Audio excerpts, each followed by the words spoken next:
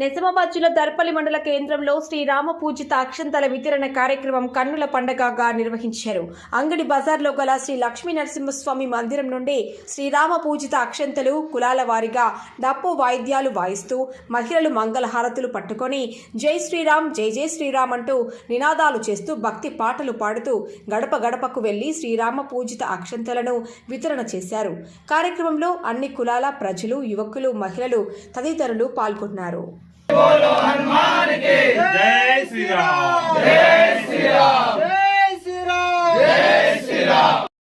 बोलो हनुमान के राम लक्ष्मण जान के जय बोलो हनुमान के जय बोलो हनुमान के जय श्री राम।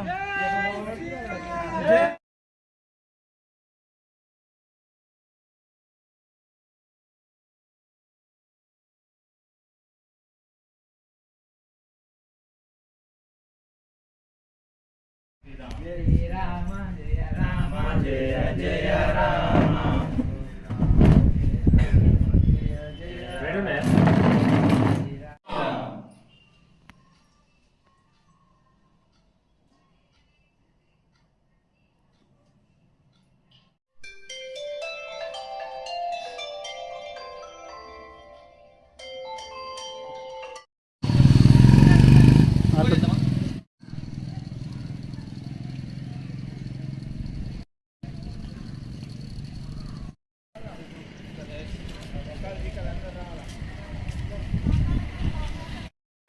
ఈ వితరణ కార్యక్రమాన్ని ప్రారంభించడం జరిగింది.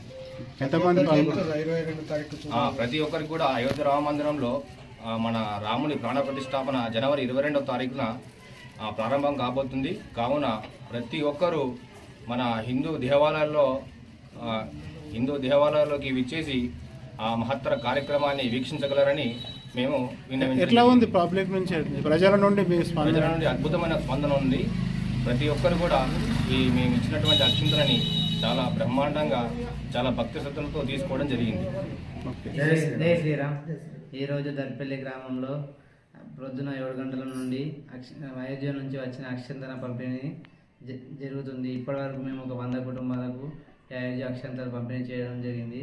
పంపిణీ చేస్తూ వాళ్ళకు జనవరి 22వ తారీఖున అయోధ్య మందిరం ప్రారంభోత్సవం ఉంది.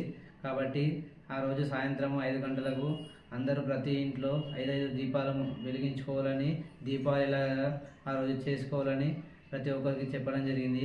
అలాగే ఈరోజు మేము పంపిణీ చేసిన అక్షంతలను దేవుడు వాళ్ళ ఇంట్లో శుభకార్యాలకు కానీ, పుట్టినరోజులకు కానీ, వివాహ వార్షికోత్సవాలకు కానీ జరుపుకోవాలని వాళ్ళకు తెలియజేయడం జరిగింది. జై శ్రీరామ్. మీ టీంలో ఎంతమంది పనిచేస్తారు? మా టీంలో ఇప్పుడు 20 మంది వరకు మేము పంపిణీ జరుగుతుంది. పొద్దున్న చిల్క రాజంకుల్ గారు, మన మహేష్ అంకుల్ గారు, రవి, సబన్ గంగాధర్, నాగకృష్ణ, నారాయణ, చిల్క హేమంత్, రితీష్, సాయి తేజ, సందీప్, రాజశేఖర్. మొత్తం ఎన్ని కుటుంబాలకు వంచారు మీరు? మొత్తం 250 మొత్తం. ఇప్పటివరకు ఎంత? 100 కుటుంబాలు అయిపోయినాయి. ఎప్పుడు ఈరోజు కంప్లీట్ చేస్తారా? ఈరోజు కంప్లీట్ అయిపోతుంది. అచ్చా.